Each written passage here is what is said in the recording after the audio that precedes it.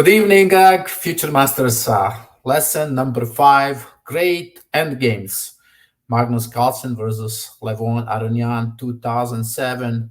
Of course, Magnus, one of the best endgame players ever in history of the chess game, world champion in chess. And let's learn about the rook endgames here. So the first move that Aronian played here is King G8.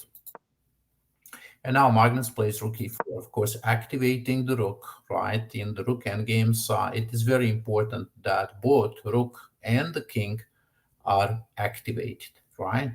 Now, when we look at the pawns, of course, the pawn on h6 is the most important one because it is really creating a lot of problems for the king on the last rank. And we will see that actually that pawn succeed to win the game on the end. King f8.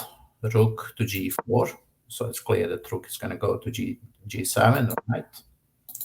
And now Renan played b5, rook h7, and the idea, of course, is to play rook h8 and then push pawn to h7 and get a queen, right? So black needs to play king g8. That's the only move.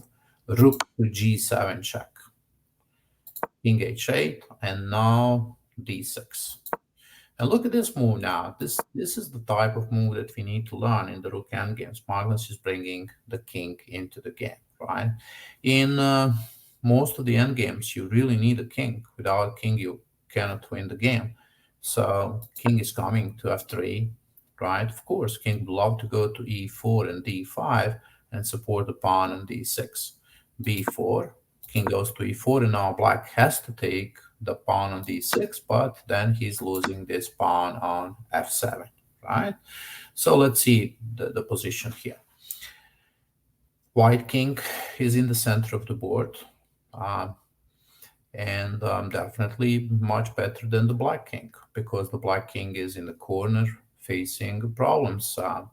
If we analyze the rooks, rook on f7 is much better, more active than the rook on d6, because the rook on f7 is cutting off the black king.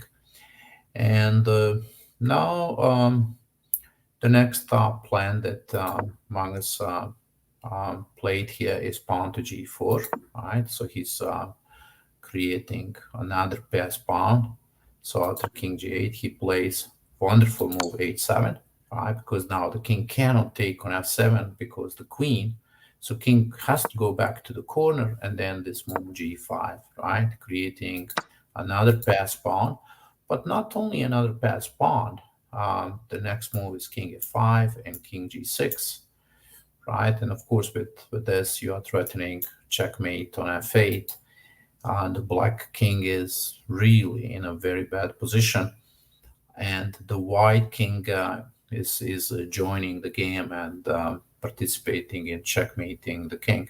Here, black resigned the game, right? Because there is no chance here in this position. So let's see what are the most important moves. I would say rook e4 is important here because the rook is becoming active, right? And of course, rook g7, right? Because here it's clear that the rook is going to capture on h7 and you're going to create a pass pawns. So pass pawns are important in endgames, right? You need to have active pieces, but in addition to that, passed pawns. And then I would say the next move that is important is king f3, right? Bringing the king into the game. And of course, the creation of a second pass pawn, right? With this move, you have g5 and then f6, and then this idea of king f5, king g6, and that's how Magnus won the game. Okay, again, I'm going to put the link in the description of this video, and you can play this position with the white side couple of times with a computer and see if you can win. I hope you enjoyed the lesson number 5. Have a good night. Bye-bye.